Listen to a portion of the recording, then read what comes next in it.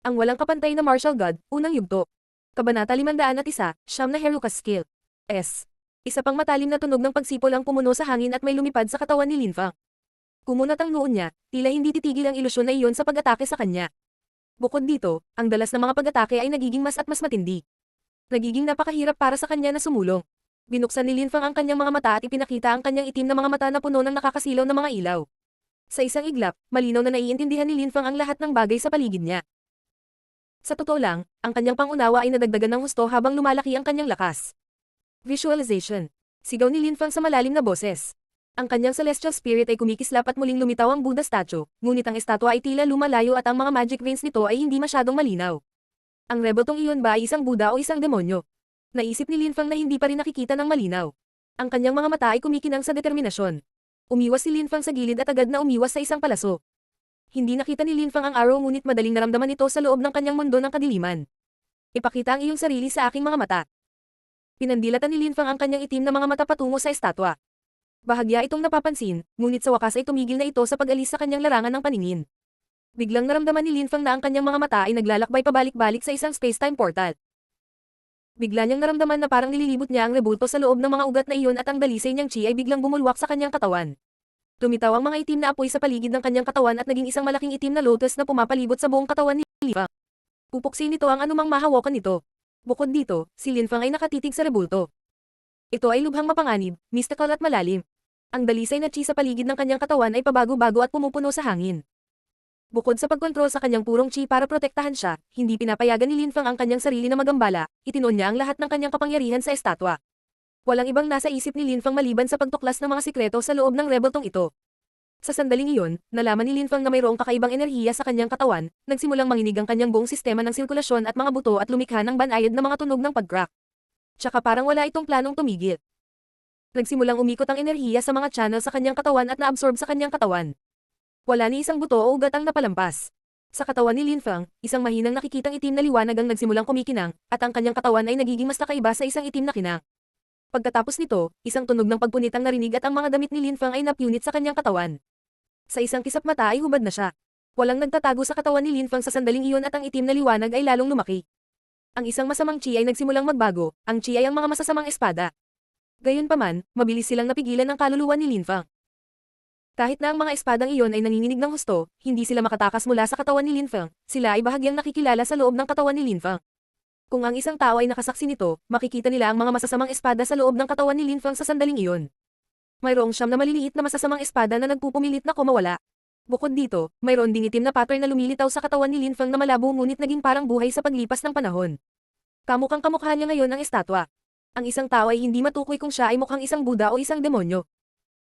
Ang pattern ay mukhang buhay ngunit, ito ay hindi lamang isang pattern sa katawan ni Linfang, ito ay aktual na bahagi ng kanya. Parang kapangyarihan ng isang bathala. Bukod dito, sa parehong oras, ang kakaibang enerhiya ay patuloy na dumadaloy sa kanyang katawan, at ito ay pabilis ng pabilis.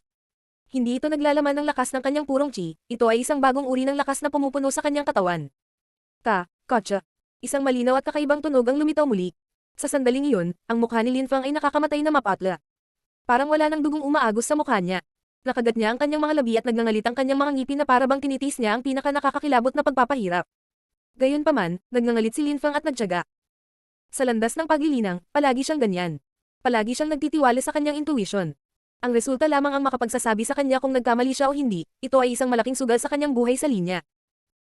Ang intuition ni Linfang, sa sandaling iyon, ay nagsasabi sa kanya na hindi siya maaaring sumuko, hindi niya alam kung ito ay isang Buddha o isang demonyo, ngunit kailangan niyang tanggapin ang layunin sa alinmang paraan. Ang mga enerhiya ay dumadaloy ng mas mabilis at mas mabilis, ang mga enerhiya na iyon ay hindi kapanipaniwalang misteryoso. Sa sandaling iyon, ang katawan ni Linfang ay naging jet black. Paminsan-minsan, kumikislap ang isang gintong liwanag ngunit kung hindi, ang kanyang maputing balat ay ganap na nawala at napalitan ng isang tinta itim na balat. Binalot ng itim na iyon ang buong katawan niya. Ang bawat bahagi ng kanyang katawan ay naging itim. Gayunpaman, tila ang kamalayan at kamalayan ni Linfang ay umuusbong sa tamang direksyon. Ang mukha ni Linfang ay mukhang mabangis sa sandaling iyon, dahil sa daloy ng enerhiya na iyon, ang buong katawan ni Linfang ay nasa matinding paghihirap. Sa sandaling iyon, ibinuka ni Linfang ang kanyang bibig at bumigkas ng mahaba at masakit na sigaw. Urge. Anggal ni Linfang, ang daloy ng enerhiya ay biglang lumakas. Ang kanyang buong katawan ay tila sinapian ng liwanag ng enerhiyang iyon at ang mga ukit sa kanyang katawan ay lalong nagiging kakaiba. Isang mahinang nakikitang lakas ang lumabas sa kanyang katawan, gusto nitong balutin ang rebulto, ang liwanag ay kumikinang at ang estatwa ay naging isang sinag ng liwanag na agad na sumanib sa mga ukit sa katawan ni Lin Feng. Sila ay ganap na pinagsama. Fo. Huminga ng malalim si Lin Feng, wala na siyang lakas sa katawan. Dahan-dahan siyang bumagsak, napahiga sa lupa. Wala siyang lakas para mapanatili ang kanyang itim na lotus para protektahan siya, kaya nakahiga siya doon ng walang pagtatanggol. Isang nakakatakot na tunog ng pagsipol ang lumitaw sa hangin at muling lumipat patungo kay Lin Feng. Si Lin Feng ay nanatiling hindi gumagalaw. Hindi siya makagalaw at makapagtanggol kahit gusto niya. Gayunpaman, siya ay mukhang sobrang kalmado at tahimik. Boom! Bumangga ang bagay sa katawan ni Lin Feng, masakit ngunit bahagya lang, hindi gaanong masakit kaysa sa naunang sensasyon noong tinitiis niya ang enerhiyang dumadaloy sa loob ng kanyang katawan. Ang sakit mula sa araw ay lubhang kulang sa paghahambing. Ang lakas ng siyam na Heruka ay nasa aking katawan na ngayon, ito ay ang aking katawan. Ang galit na Buddha ay sumanib sa aking katawan. Kaya nakakaapekto rin ito sa kapangyarihan ng aking mortal na katawan. Si Lin Feng ay may kahanga-hanga at maningning na ngiti sa kanyang mukha. Ang estatwa na iyon ay isang Heruka, mayroon ding nakakatakot na layunin na nakapaloob sa loob, na maaaring makaimpluwensya sa layunin ng ibang tao sa positibong paraan. Bukod pa rito, ang estatwa na iyon ay naglalaman ng isang kasanayan, ang siyam na Herukas na kasanayan, at ang gumagamit ay maaaring mag-transform sa isang Heruka at ang kanyang katawan ay halos hindi masisira. Narinig na ni Lin Feng ang tungkol sa mga kasanayan sa paglilinang ng katawan sa nakaraan, ang mga ito ay nagmula sa sinaunang nakaraan. Gayunpaman, sila ay unti-unting nawala sa kasaysayan ng kontinente ng siyam na ulap.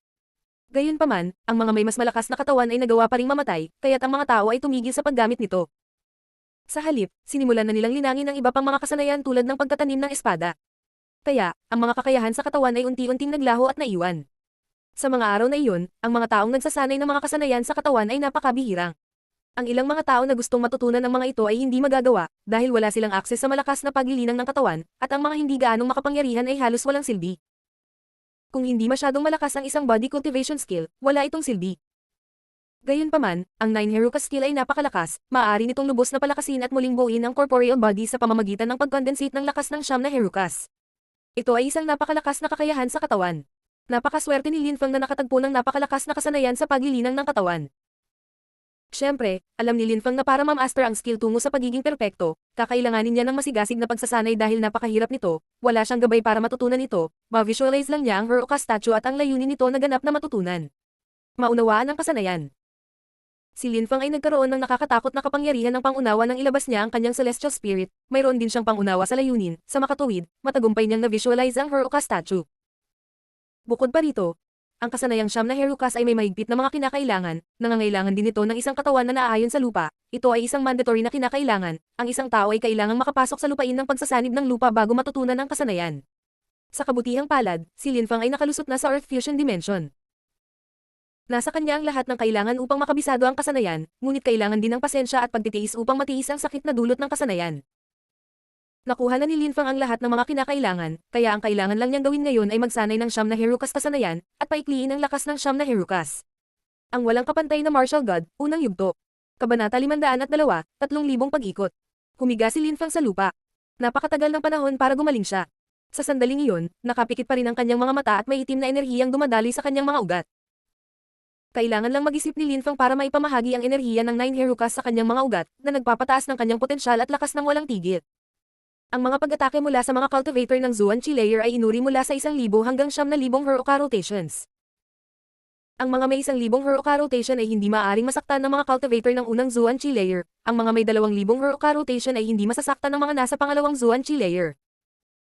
Kung ang isang cultivator ay may 10,000 Heruka rotations, hindi siya masasaktan ng sinumang cultivator ng Zuan Chi layer, ang kanyang katawan ay hindi maaaring makapinsala sa isang cultivator sa ibaba ng Tian Chi layer. Bukod pa rito, ang mga may corporeal body na may 10,000 Heruka rotations ay maaaring pumatay ng mga cultivator sa tuktok ng Zuan Chi layer sa isang suntok. Ang siyam na Herukas na kasanayan ay nagbigay daan sa isang cultivator na payagan ng isang galit na enerhiya na damaloy sa kanilang mga ugat at bumuo ng mga pag-ikot, mas tiyak na ito ay isang sirkulasyon sa buong katawan. Ang lakas ng Heruka sa gayon ay umiikot sa katawan ng cultivator, na walang tigil na nagpapalakas sa kanilang katawan. Ang bawat buong pag-ikot ay nagbibigay daan sa katawan na lumakas ng mas malakas na nagpapahintulot sa isang magsasaka na magkaroon ng mas higit na depensa at pisikal na lakas. Para sa mga cultivator ng Ling Chi layer, ang lakas ay maaaring tumaas sa pamamagitan ng pag-ikot na binibilang sa 100, 100, 200 at iba pa. Sa bawat pag-ikot na nakamit, ang pisikal na lakas ng katawan ay tumaas din. Ang 900 pag-ikot ay nangangahulugan na ang mga ito ay mas malakas kaysa sa sinumang magsasaka sa layer ng Ling Chi. Bukod, para sa mga nagsasaka ng Zuan Chi layer, hindi rin ito tumigil. Ang 1,000 pag-ikot ay tinawag na isang buong ikot, ang isang buong ikot ay nangangahulugan na ang pisikal na lakas ay tumaas sa susunod na antas. Pagkatapos ng 9 na cycle, o 9,000 pag-ikot, ang isang cultivator ay walang katulad din sa mga cultivator ng Zuan-Chi layer. Nalampasan na ni Linfang ang ikatlong layer ng Zuan-Chi, ngunit habang nagsasanay ng 9 Heruka skill, makakamit lamang niya ang 2,000 pag-ikot o 2 buong cycle. Matapos ang mga unang siklo na nilikha mula sa pagkakaroon ng kasanayan na nagpalakas sa mortal na katawan hanggang sa puntong ito, makakamit lamang niya ang ilang maliliit na siklo na lampas doon. Sa sandaling iyon, mayroon ng lakas si Linfang ng 2,000 Heruka rotations. Ang mga cultivator na may lakas na mas mababa o katumbas ng pangalawang layer ng Zuan-Chi ay hindi maaaring makapinsala sa kanya, ito ay imposible, magagamit nila ang kanilang buong lakas laban sa kanya ngunit ito ay magiging parang hindi pa rin siya inatake. Kung ikukumpara sa dati, kahit na madaling labanan ni Linfang ang gayong mga magsasaka gamit ang kanyang buong lakas, hindi niya ito magagawa sa lakas lamang ng kanyang katawan. Kung inatake siya ng isang cultivator ng Lingchi layer gamit ang isang sandata nang hindi siya makapagtanggol, nagawa nilang saktan siya at inilagay pa ang kanyang buhay sa panganib, lalo pa ang isang tao mula sa Zuan-Chi layer.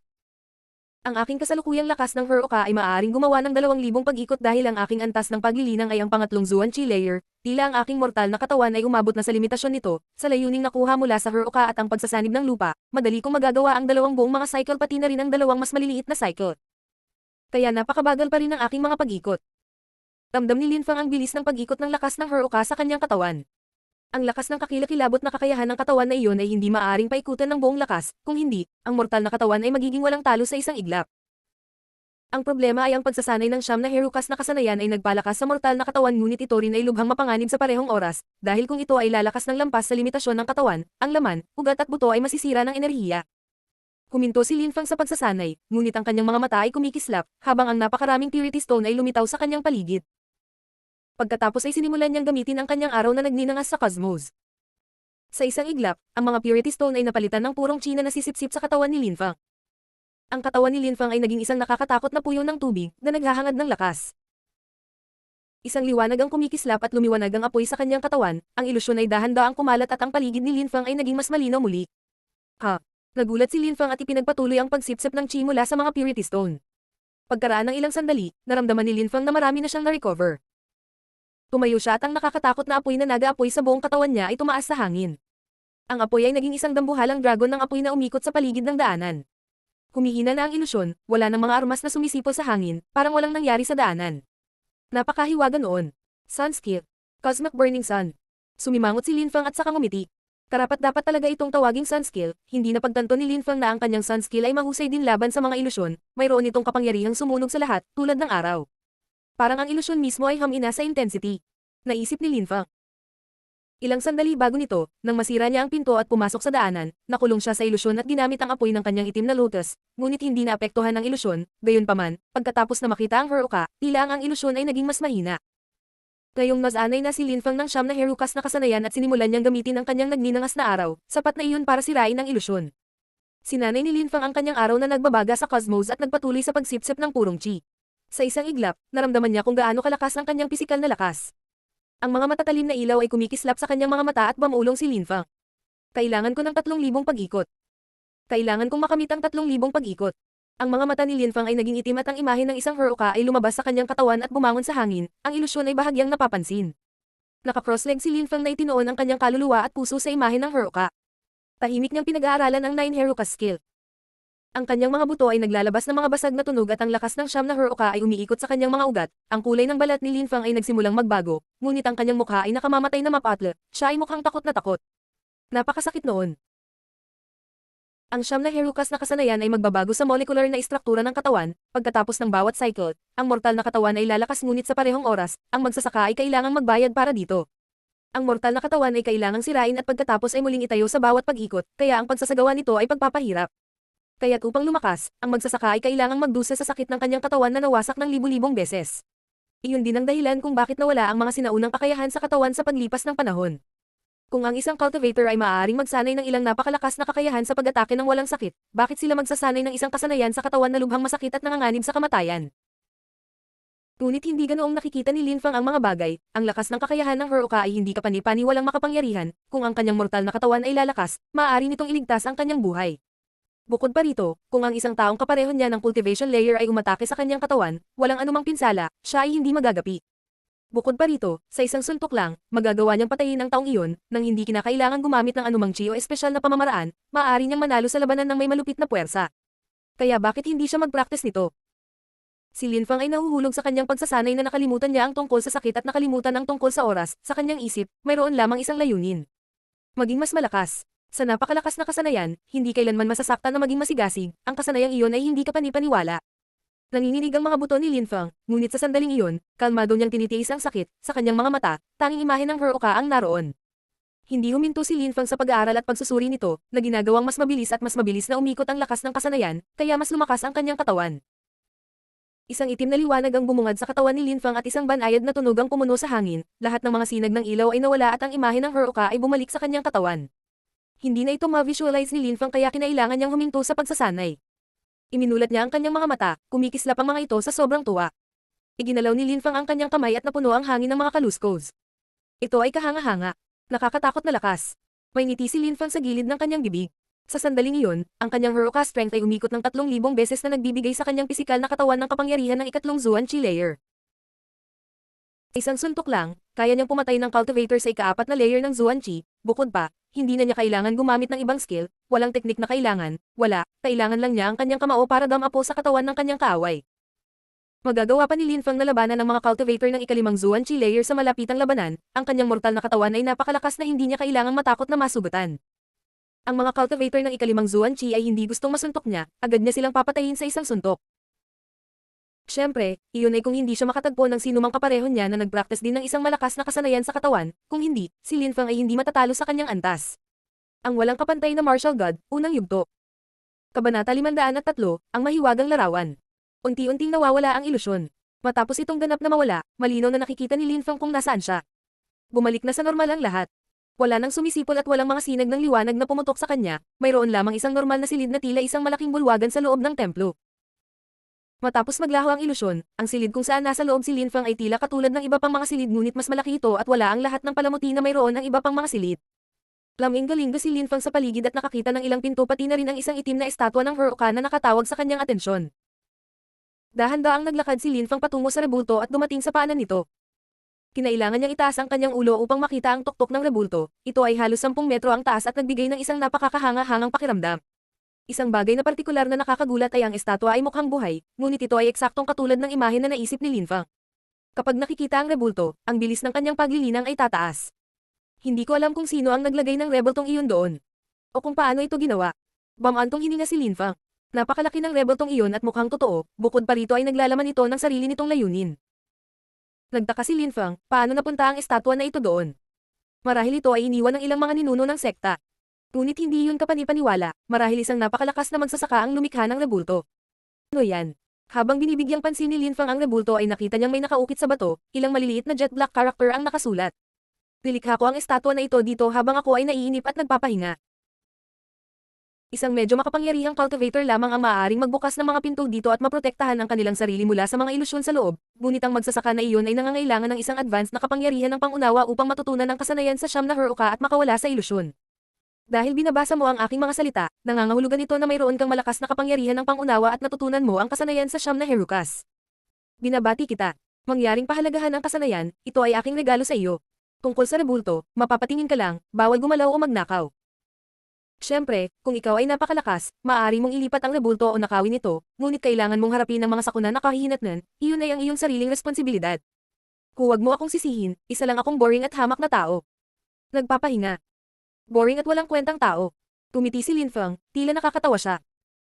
Itinago ng Yunhai sect ang pagkakaroon ng templo na para bang ito ay isang mystical na sinaunang templo, ngunit sa totoo ay isa lamang itong holiday home para sa isang kakaibang makapangyarihang cultivator. Ang lumikha nito, hindi man lang ito pinansin.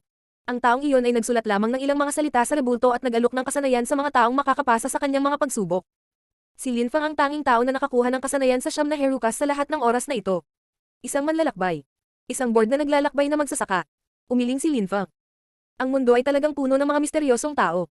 Noon pa man ay iniisip ni Lin Fang na ang lugar na ito ay isang mystical at misteryosong templo, o ang libingan ng isang napakalakas na magsasaka, ngunit sa pagtingin sa paligid, ito ay malinaw na isang lugar na pinuntahan ng ilang sinaunang magsasaka upang makapagpahinga.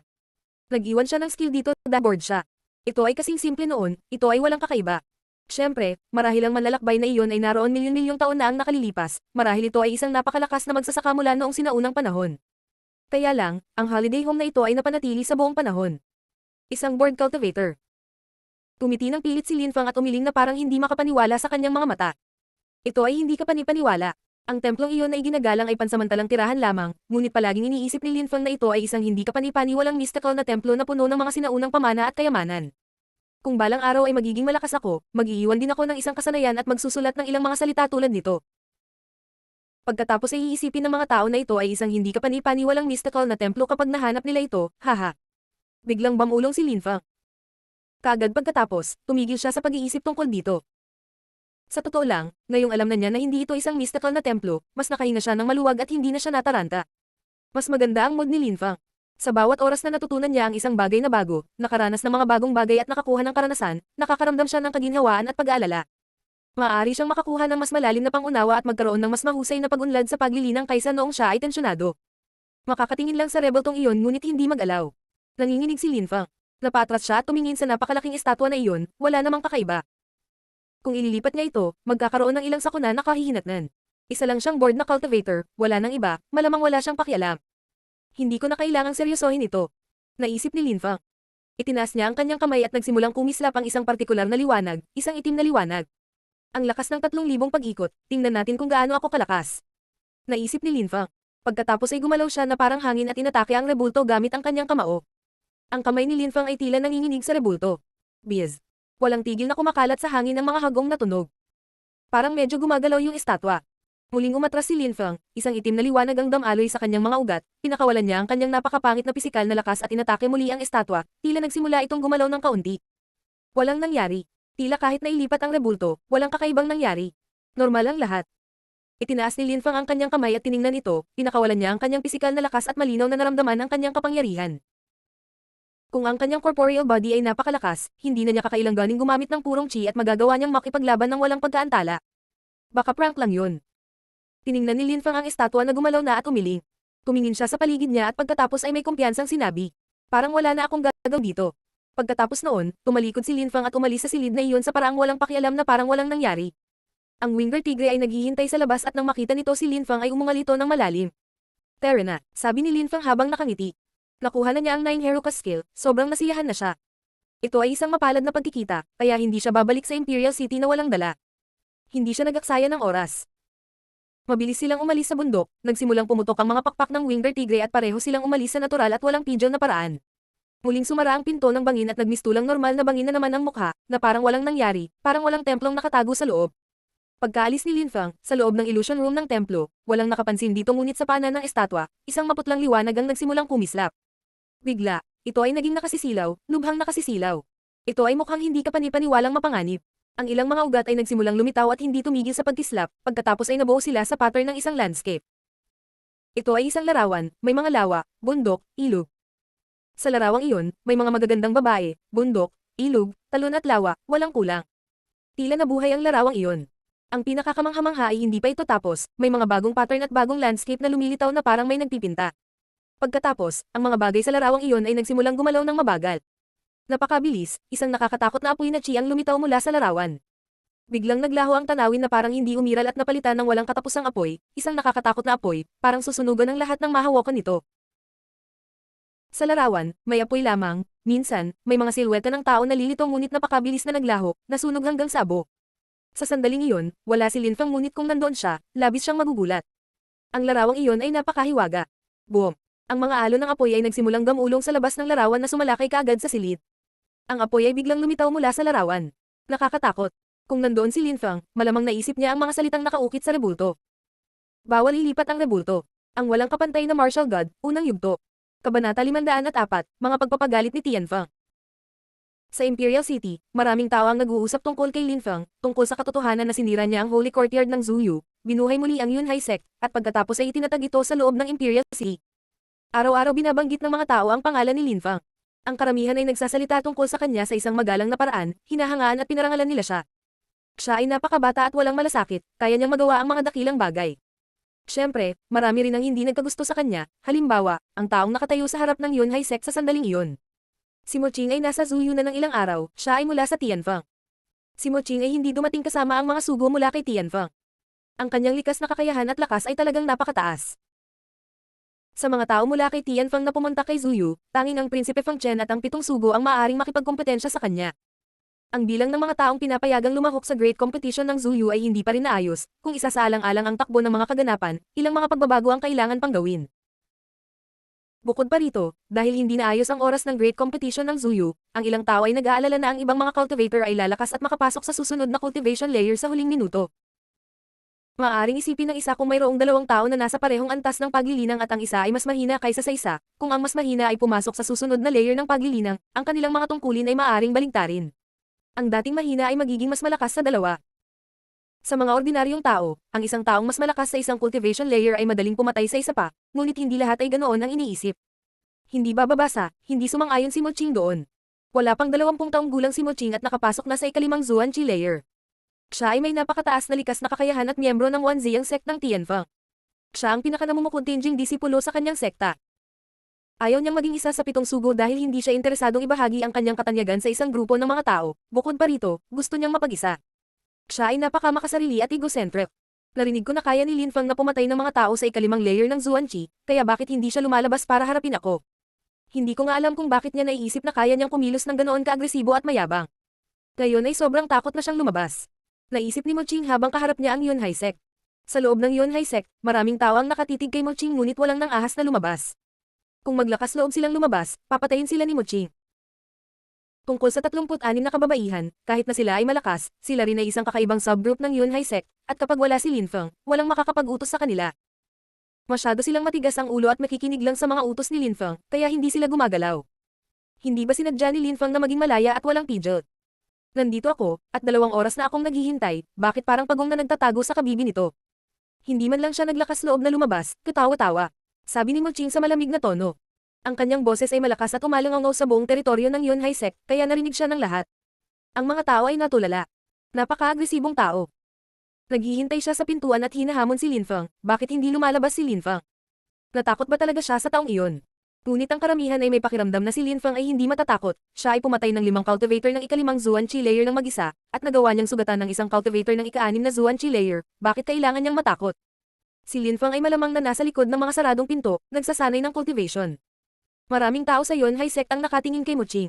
Sa sandaling iyon, napagtanto nila na kahit na sila ang mga tropang Chi-Xi, hindi sila masyadong malakas bilang mga individual. Walang gaanong cultivator ng Zuan-Chi layer sa loob ng kanilang grupo. Kahit na marami silang tao, imposibleng talunin nila ang mga cultivator na mas malakas kaysa sa kanila. At saka, kung ang 10,000 cultivator ay lumabas upang labanan ng isang tao, ito ay tila baliw. Lahat ng tao sa Yunhai sect ay kailangang maging mas malakas, kailangan nilang maprotektahan ang kanilang sarili kapag wala si Lin Feng, iyon ay mahalaga para sa kanila na ituring bilang isang malakas na sekta, hindi sila maaaring umasa sa isang tao lamang. Sa pagkakataong ito, magalang ako, ngunit kung hindi lalabas si Lin Feng, papasok ako at papatayin ang lahat. Ito ay mauuwi sa isang bloodbath. Sabi ni Mo Qing na ang mga mata ay kumikislap ng malamig na yelo. Kung hindi lalabas si Lin Feng, papasok siya sa loob at papatayin ang mga miyembro ng Yunhai sect. Walang susa niya. Nakita lang nila si Mr. Wu na naglalakad patungo sa gate ng Yunhai sect, pagkatapos ay dahan-dahan siyang tumalikod at walang pakialam na nagsabi. Tara na, pagkatapos ay kumuha siya ng ilang tao at naglakad palayo, patungo sa kailaliman ng Yunhai sect. Nagulat si Mo Qing.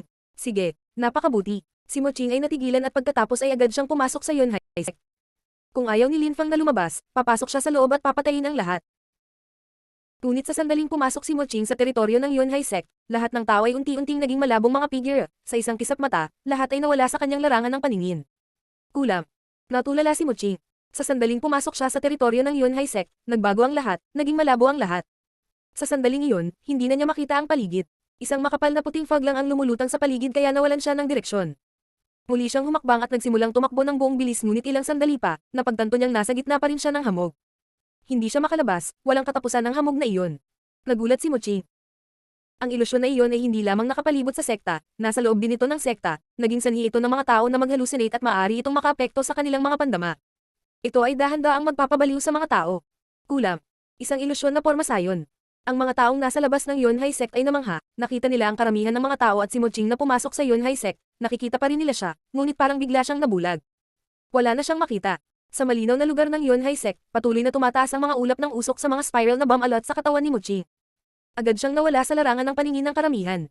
Napakalakas ng ilusyon, hindi ko akalain na ang Yunhai sect ay magkakaroon ng ganoon kalakas na depensa laban sa kanilang mga kaaway. Sino ang gumawa nito? Akala ng maraming tao.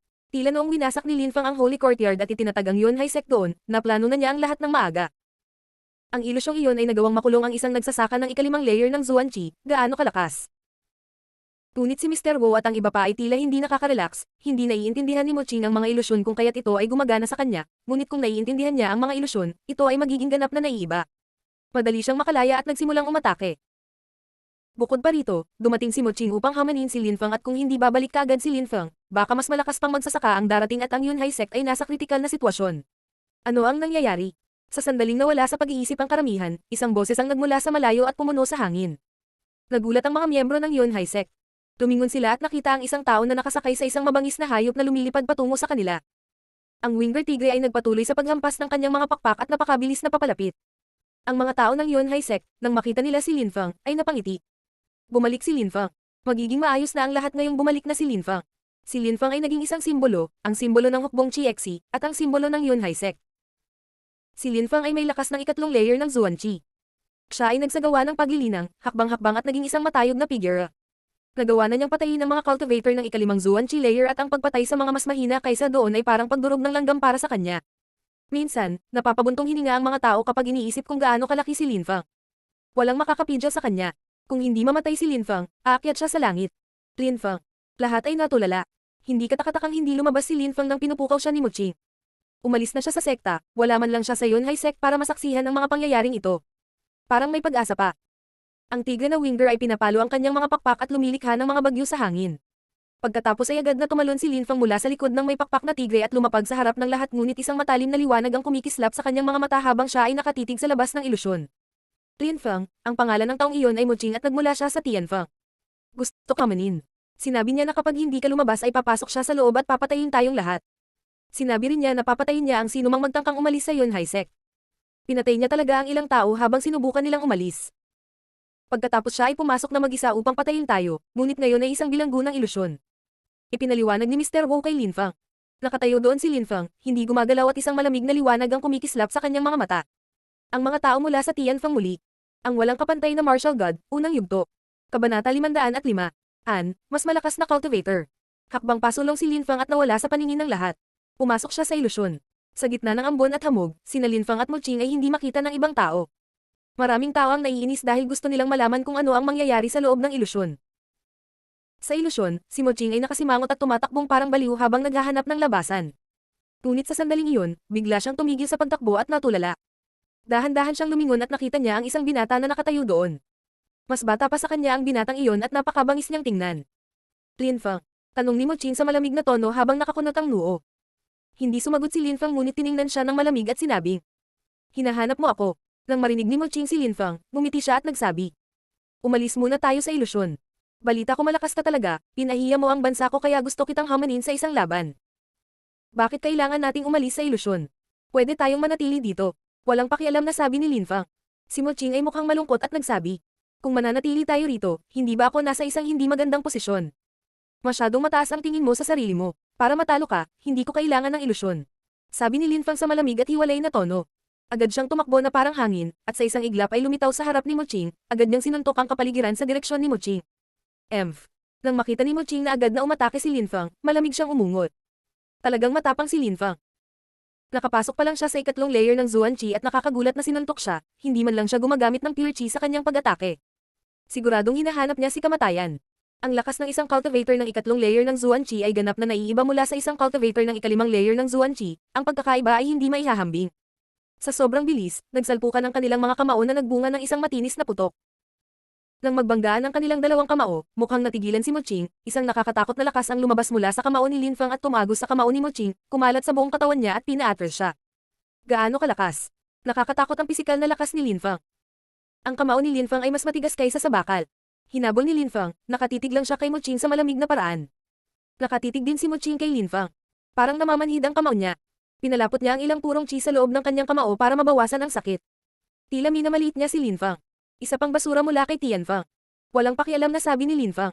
Kaagad pagkatapos, nagsimula siyang tumakbo muli. Nagulat si Moching. Basura. Iniinsulto siya ni Linfang, pinapahiya na naman niya si Tianfang.